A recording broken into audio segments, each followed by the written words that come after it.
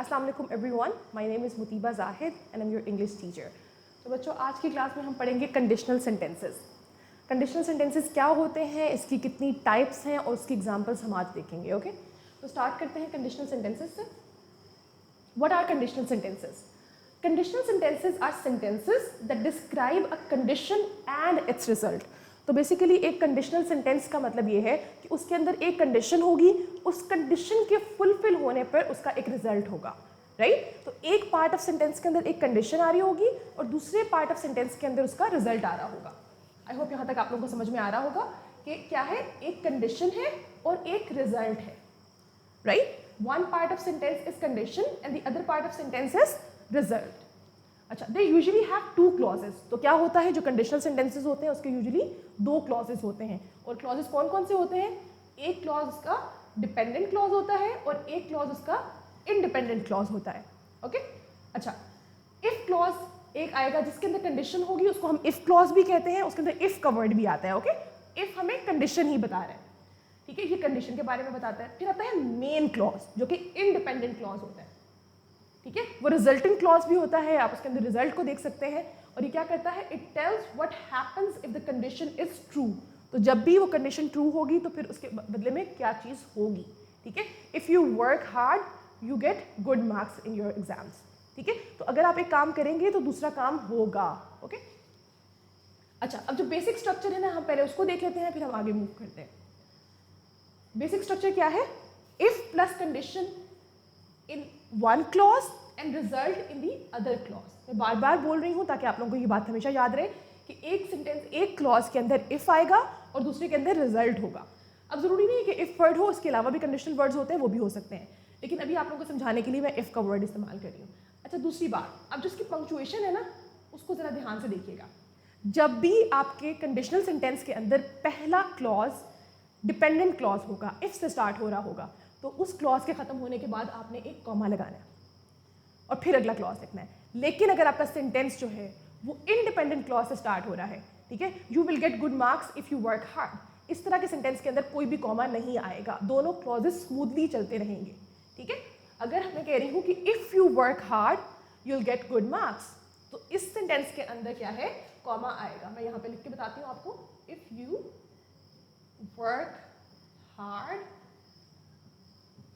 you will pass the exam। अगर कर लेते हैं खाली you will pass, मैं यहाँ पे लिख रही हूँ। अब देखिए यहाँ पे जो कॉमा आ रहा है, ये किस लिए आ रहा है? क्योंकि हमारा जो पहला क्लॉज है वो कौन सा है? वो डिपेंडेंट क्लॉज है। तो जब भी डिपेंडेंट क्लॉज पहले होगा कॉमा आएगा, लेकिन अगर इंडिपेंडेंट क्लॉज पहले होगा तो फिर कोई कॉमा नहीं आएगा। जैसे कि मेरे पास ये सेंटेंस को मैं अगर इसलिए इस तरह लिख दूँ,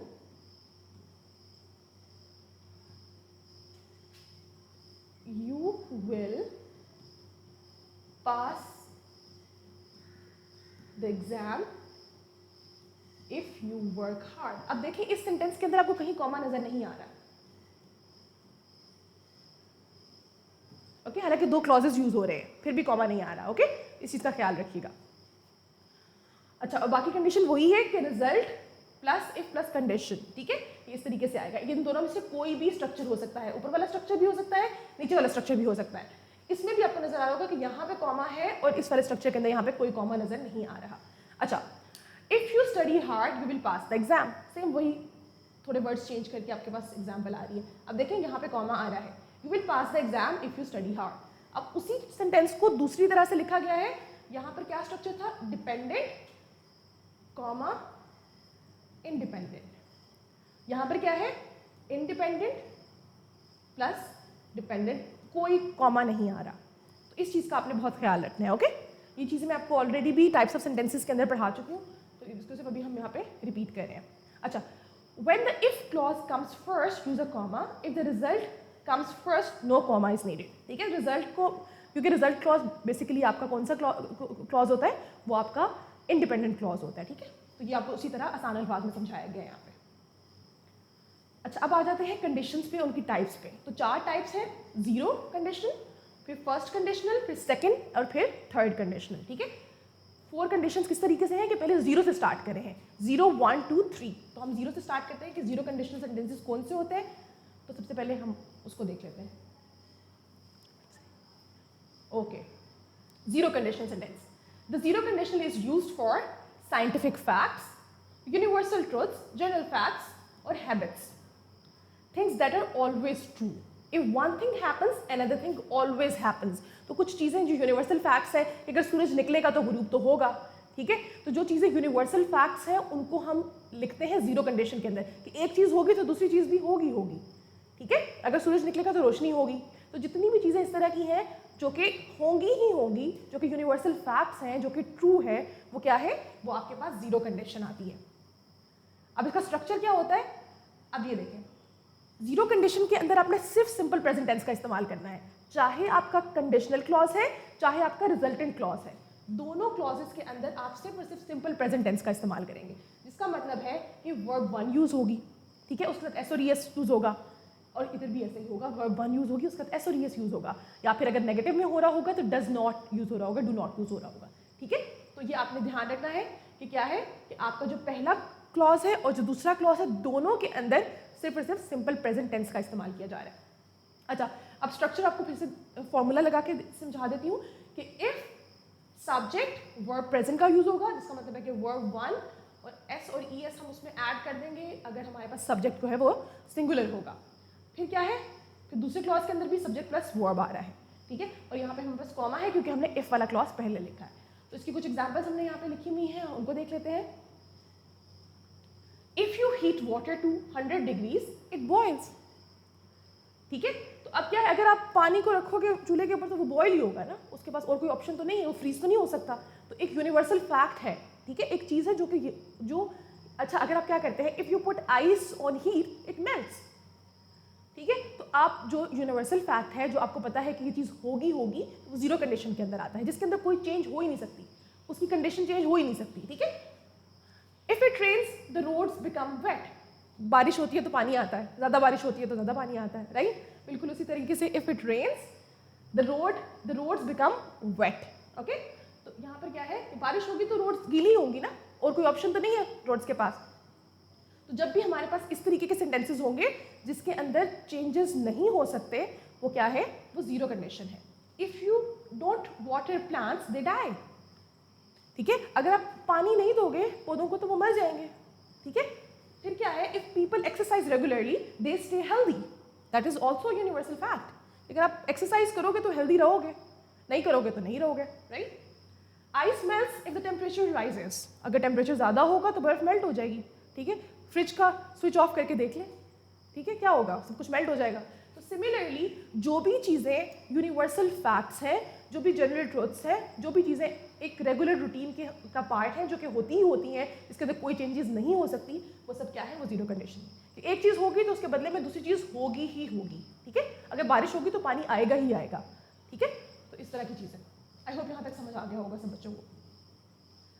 अच्छा, जो बच्चे रेगुलर क्लास के अंदर मौजूद हैं वो भी एक सेंटेंस जीरो कंडीशन पे बना के भेज दें, और अगर आप लोग बच्चे उधर नहीं हैं तो यूट्यूब पे भी आप लोग कमेंट सेक्शन में एक जीरो कंडीशन का सेंटेंस ज़रूर पोस्ट कर दिएगा, ठीक है।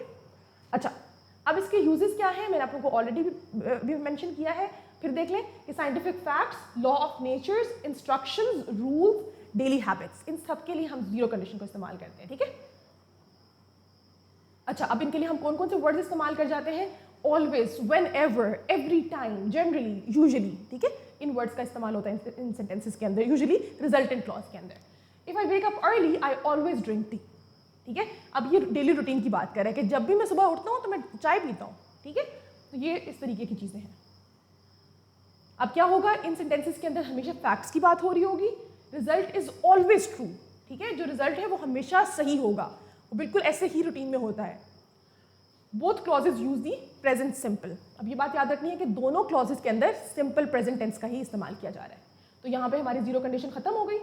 अब आते हैं हम अपनी सेकंड टाइप पे, जो कि है फर्स्ट कंडीशन। आपने टाइप्स और कंडीशन को मिक्स नहीं करना, ठीक है। टाइप 1 थी वो जीरो कंडीशन थी, अब टाइप 2 है वो फर्स्ट कंडीशन है, ओके। क्योंकि हम जीरो से स्टार्ट कर रहे हैं कंडीशंस को, और टाइप्स जो है वो 1 2 3 4 में जा रही है। अच्छा, अब फर्स्ट कंडीशन क्या होती है, पहले हम उसकी डेफिनेशन देख लेते हैं, फिर मैं आप लोगों को एक्सप्लेन करती हूँ। The first conditional talks about real and possible situations in the future. अब बेसिकली इसका प्रेजेंट और फ्यूचर दोनों के साथ लिंक है। अगर हम उर्दू में बात कर रहे हो ना तो हमें लगता है कि दोनों बातें फ्यूचर की हैं, अगर तुम मेहनत करोगे तो कामयाब होगे, लेकिन इंग्लिश में इस तरीके से नहीं होता। अगर तुम मेहनत कब करोगे, अभी करोगे ना मेहनत, तो वो जो अभी की चीज़ है उसको हम प्रेजेंट में ही लिखते हैं, हम डबल फ्यूचर यूज़ नहीं कर सकते, ठीक है। तो आपने एक चीज़ प्रेजेंट में करनी है, उसका इम्पैक्ट होगा फ्यूचर में। जो मेहनत आप अभी करेंगे उसका रिजल्ट फ्यूचर में आएगा। तो जो ये कंडीशन है ना, फर्स्ट कंडीशन, ये इसी चीज़ के बारे में बात करती है कि अगर अभी आप काम करेंगे तो उसका इम्पैक्ट होगा फ्यूचर में। There is a real chance that the condition will happen. तो क्या है यहाँ पे एक रियल चांस है इस चीज़ का कि क्या होगा कि ये चीज़ फ्यूचर में हो जाएगी। अगर अभी आप ये काम करेंगे तो फ्यूचर में ये हो जाएगा, ठीक है। अब इसका स्ट्रक्चर देख लेते हैं। तो जो इफ वाला क्लॉज आपका आ रहा है उसके अंदर प्रेजेंट सिंपल है, क्योंकि वो कंडीशन अभी फुलफिल होगी तो उसका फ्यूचर में रिजल्ट आएगा। तो दूसरा रिजल्टेंट क्लॉज है, उसके अंदर विल प्लस वर्ब वन इस्तेमाल होगा। आप कह सकते हैं सिंपल फ्यूचर भी इस्तेमाल हो रहा है, या फिर आप कह लें कि विल प्लस वर्ब वन इस्तेमाल हो रही है, या बेस फॉर्म ऑफ वर्ब इस्तेमाल हो रही है। आप इसको इस तरीके से कह सकते हैं, ओके। हम क्या कर रहे हैं, जो इफ वाला जो हमारा कंडीशनल क्लॉज है उसके अंदर हम सिंपल प्रेजेंट टेंस का इस्तेमाल कर रहे हैं, सिंपल वर्ब वन यूज कर रहे हैं।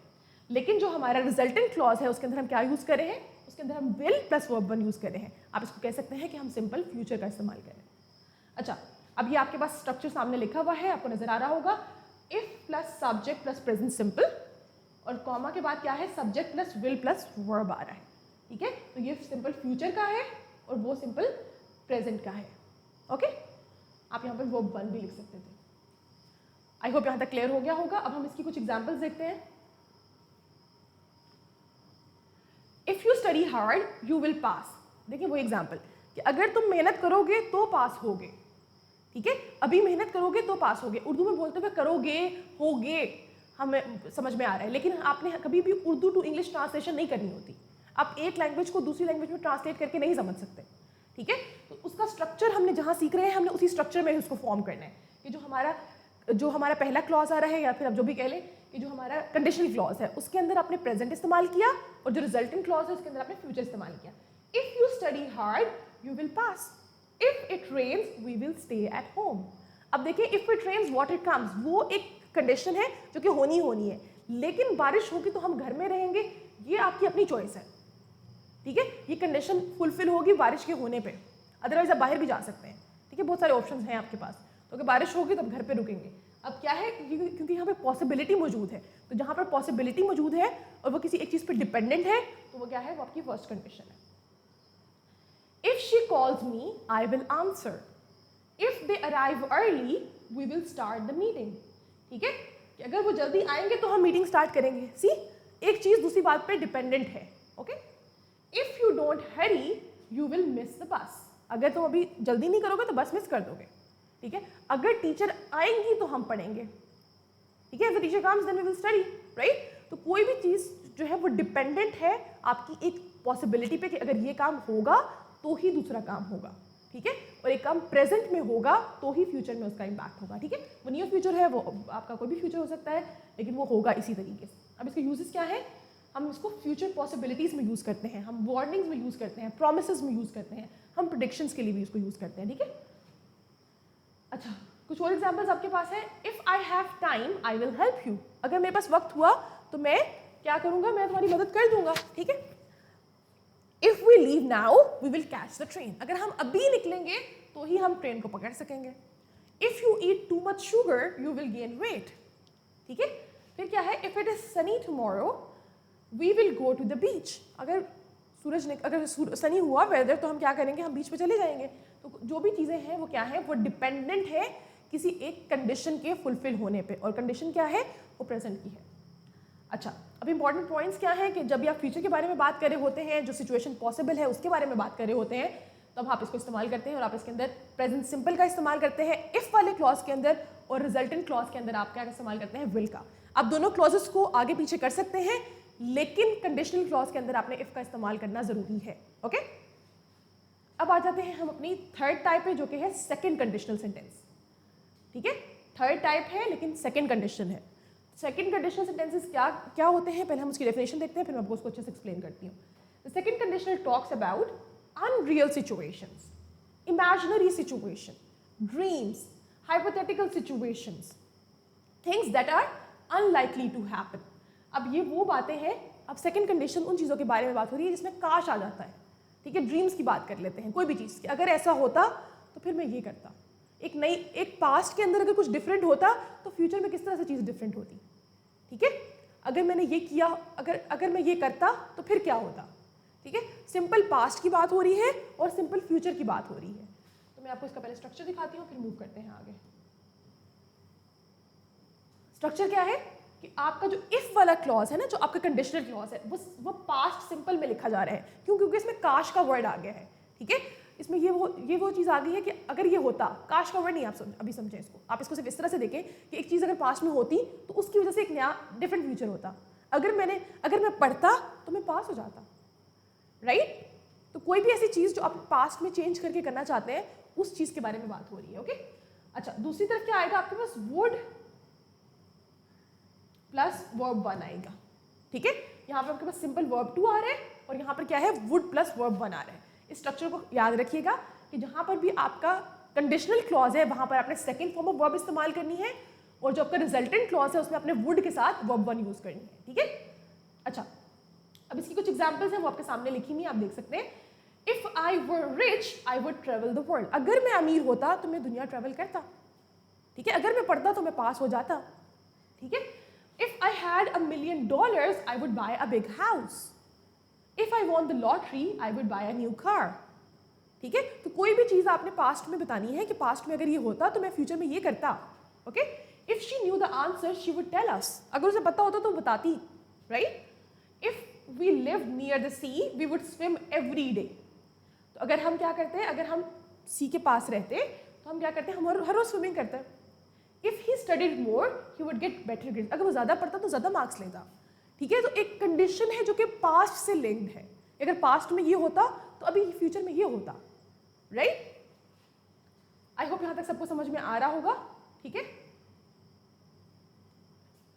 If I practised more I would win the match. Simple सा स्ट्रक्चर है कि आपने एक जगह सब्जेक्ट के साथ वर्ब 2 का इस्तेमाल किया है और दूसरी तरफ आपने वुड के साथ वर्ब 1 का इस्तेमाल किया है, ठीक है। तो इस अगर सिंपल स्ट्रक्चर को समझ लें तो आपको सेकंड कंडीशन समझ में आ जाएगी, ठीक है। टाइप 3 है और सेकंड कंडीशन है। अच्छा, अब इसके यूजेस क्या क्या है? जब आपने ड्रीम्स के बारे में बात कर रहे होंगे, इमेजिनरी सिचुएशन के बारे में बात कर रहे होंगे, कोई एडवाइस दे रहे होंगे, या फिर अनरियल प्रेजेंट सिचुएशन के बारे में बात कर रहे होंगे, तो इन सब सिचुएशंस के अंदर आप क्या यूज करते हैं? आप सेकंड कंडीशन का इस्तेमाल करते हैं। अच्छा, अब एक चीज का ख्याल रखिएगा, in formal English we use were with all subjects, ठीक है। फॉर्मल इंग्लिश के अंदर हम इसको वर का इस्तेमाल करते हैं, ठीक है, वॉज की जगह भी।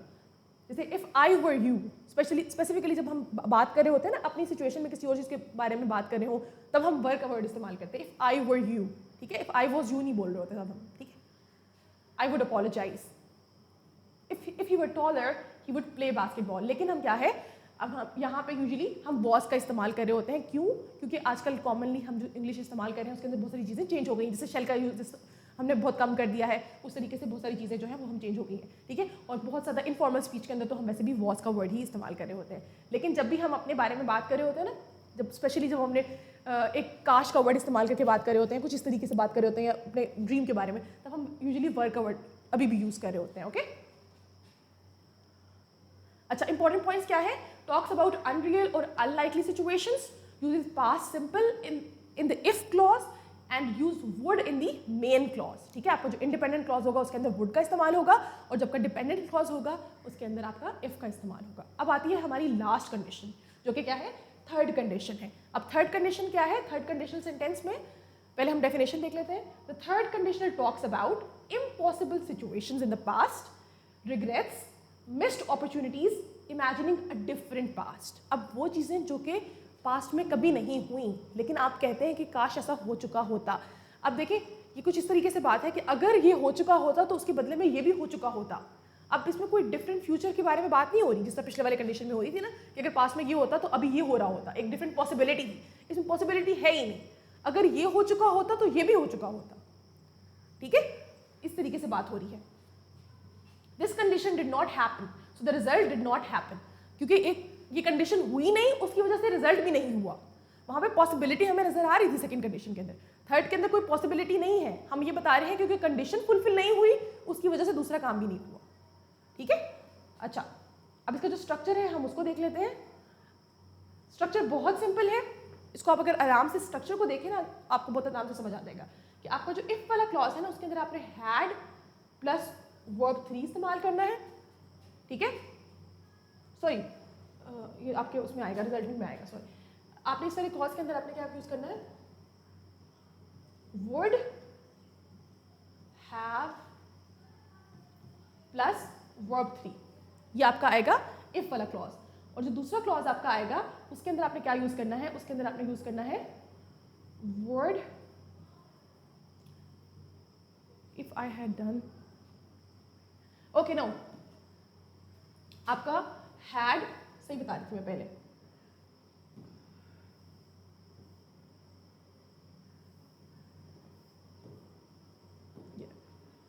हैड प्लस वर्ब 3 इफ वाले क्लॉज में आएगा, और जो दूसरा क्लॉज होगा उसके अंदर आएगा would have been, would have verb 3, would have verb 3, okay? If I had done this, I would have done this too. ठीक है, ये इस तरीके से है। ठीक है, जो आपका पास्ट पार्टिसिपल है उसके साथ had आ रहा है, इसका मतलब ये है कि पास्ट परफेक्ट टेंस आपके एक क्लॉज के अंदर आ रहा है और दूसरे के अंदर would के साथ प्रेजेंट परफेक्ट टेंस आ रहा है। ओके, यहाँ पर क्या आ रहा है, ये पास्ट परफेक्ट टेंस है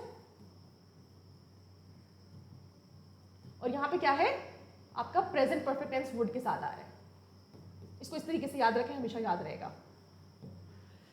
क्या है, पास्ट परफेक्ट टेंस आपका आ रहा है इफ के साथ और प्रेजेंट परफेक्ट टेंस आ रहा है आपका वुड के साथ इन दी रिजल्टेंट क्लॉज। ठीक है, ये नीचे लिखा भी हुआ है। सब्जेक्ट के साथ क्या आ रहा है, हैड प्लस पास्ट पार्टिसिपल, वही बात होगी हैड प्लस वर्ब 3। ठीक है, और दूसरे में क्या आ रहा है, वुड के साथ आपके पास have verb 3, past perfect tense and present perfect tense. Okay, let's move forward. If I had studied harder, I would have passed the exam. अगर मैंने ज़्यादा पढ़ा होता तो मैंने एग्जाम पास भी कर लिया होता। If she had left earlier, she would have caught the bus. अगर वो जल्दी निकली होती तो उसने बस भी पकड़ ली होती। ठीक है, If they had invited me, I would have gone. अगर उन्होंने मुझे बुलाया होता तो मैं जाता भी, right? तो मैं जा भी चुका होता। फिर क्या है, If he had known the truth, we would have helped. अगर हमें सच पता होता तो हमने हेल्प भी की होती, क्योंकि हमें पता ही नहीं था तो हमने किया ही नहीं। तो यूजुअली इसके अंदर जो सेंटेंसेस आ रहे हैं वो क्या आ रहे हैं कि अगर ये हुआ होता तो ये भी हो चुका होता, क्योंकि ये नहीं हुआ था उस वजह से ये भी नहीं हुआ। तो एक पास्ट की एक सिचुएशन बता रहे हैं, क्योंकि पास्ट में एक चीज़ नहीं हुई उसकी वजह से उसका एक रिजल्ट भी नहीं हुआ। If he had listened to the teacher, he would have understood. अगर उसने टीचर की बात सुनी होती तो क्या होता, उसने उसको समझ भी आ गया होता। ठीक है, तो ये इस तरीके से है। इसके यूजेस कहाँ कहाँ है, regrets, past mistakes, miss chances, imagining a different past. तो जब भी आप डिफरेंट पास्ट को इमेजिन कर रहे होंगे, अपने किसी रिग्रेट के बारे में बात कर रहे होंगे, कोई भी मिस अपॉर्चुनिटी हो सकती है, कोई मिस चांस हो सकता है उसके बारे में बात कर रहे होंगे, या फिर पास्ट मिस्टेक्स के बारे में बात कर रहे होंगे, तब आप इस टेंस का इस्तेमाल करते हैं। ओके, अब ये क्या करता है, ये पास्ट के बारे में बात करता है, उन सिचुएशन के बारे में बात करता है जिनको चेंज नहीं किया जा सकता। ठीक है, ये वो सारी सिचुएशंस हैं जिनको चेंज नहीं किया जा सकता। Uses past perfect after if, तो इफ के बाद क्या यूज़ करते हैं, पास्ट परफेक्ट टेंस का इस्तेमाल करते हैं। और जो रिजल्टेंट क्लॉज होता है उसके अंदर हम क्या यूज़ कर रहे हैं, उसमें हम प्रेजेंट परफेक्ट टेंस इस्तेमाल कर रहे हैं वुड के साथ। अब ये एक चार्ट है, आई होप आपको नजर आ रहा होगा। इसमें हम थोड़ा सा रिवाइज कर लेते हैं कि आज के लेक्चर में हमने क्या पढ़ा है। तो आज हमने पढ़ा है टाइप्स ऑफ कंडीशनल सेंटेंसेस, और कंडीशनल सेंटेंसेस की टाइप 1 के अंदर क्या था, जीरो कंडीशन थी, उसमें क्या था, प्रेजेंट टेंस के बारे में बात करी थी। और हमेशा उन चीज़ों के बारे में बात होती है जो कि हमेशा ट्रू है, ऑलवेज ट्रू। उसका स्ट्रक्चर क्या था कि दोनों क्लॉजेस थे सिंपल प्रेजेंट टेंस के थे। फैक्ट, साइंटिफिक ट्रूथ्स के बारे में बात हो रही थी, और एक एग्जाम्पल लिखी हुई है, if you heat ice it melts, right. फिर फर्स्ट कंडीशन के बारे में बात हो रही थी जो कि फ्यूचर के बारे में बात करता है। किस तरीके से बात करता है, स्ट्रक्चर के अंदर एक चीज़ प्रेजेंट में होगी तो फ्यूचर में उसका रिजल्ट नजर आएगा। ठीक है, रियल फ्यूचर पॉसिबिलिटीज़ के बारे में बात करता है। और इसका एक हमारे पास सेंटेंस लिखा हुआ है, if it rains we will stay home, अगर बारिश होगी तो हम घर पे रुकेंगे। फिर सेकंड कंडीशन में आ जाते हैं, ये प्रेजेंट और फ्यूचर दोनों के बारे में बात कर रहा है। अब ये क्या है, इसके अंदर हमारे पास एक क्लॉज आ रहा है वो सिंपल पास्ट का आ रहा है, और दूसरे क्लॉज के अंदर वुड प्लस वर्ब 1 आ रहा है। ठीक है, ये अनरियल और इमेजिनरी सिचुएशन के बारे में बात करता है कि अगर ये पास्ट में होता तो अभी फ्यूचर में कुछ चीज़ें डिफरेंट हो सकती थी। If I were rich I would travel. ठीक है, और जब थर्ड कंडीशन हमारे पास आती है वो सिंपल पास्ट के बारे में बात करती है, सिर्फ और सिर्फ पास्ट में अगर ये चीज़ हुई होती तो उसके बदले में भी दूसरी चीज़ हुई होती। तो इसके अंदर क्या है, इसमें प्रेजेंट परफेक्ट टेंस और पास्ट परफेक्ट टेंस को इस्तेमाल किया जाता है। पास्ट परफेक्ट टेंस आपका इफ वाले क्लॉज में आता है और जो दूसरा रिजल्टेंट क्लॉज है उसके अंदर आप वुड के साथ प्रेजेंट परफेक्ट टेंस का इस्तेमाल करते हैं। ठीक है, ये रिग्रेट्स के लिए, मिस्ड अपॉर्चुनिटीज़ के लिए इस्तेमाल करते हैं। और सेंटेंस आपके पास लिखा हुआ है, if I had studied I would have passed. ठीक है, तो ये हमने इसको समराइज़ कर लिया कि आज के लेक्चर में हमने क्या पढ़ा था। आज हमने कंडीशनल सेंटेंसेस की चारों टाइप्स को डिस्कस किया है। ठीक है, और सारी कंडीशंस हमने डिस्कस की हैं, उनकी एग्जांपल्स देखी हैं और उसकी कुछ प्रैक्टिस की है। सब बच्चे जो भी कमेंट सेक्शन, जो भी अभी यूट्यूब पे देख रहे हैं या जो लाइव क्लास में है, वो सब कमेंट सेक्शन के अंदर हर टाइप के ऊपर एक एक सेंटेंस बना के ज़रूर शेयर करिएगा। Okay, that's all for today. I will see you tomorrow in the next class. अल्लाह हाफिज़ एवरीबॉडी।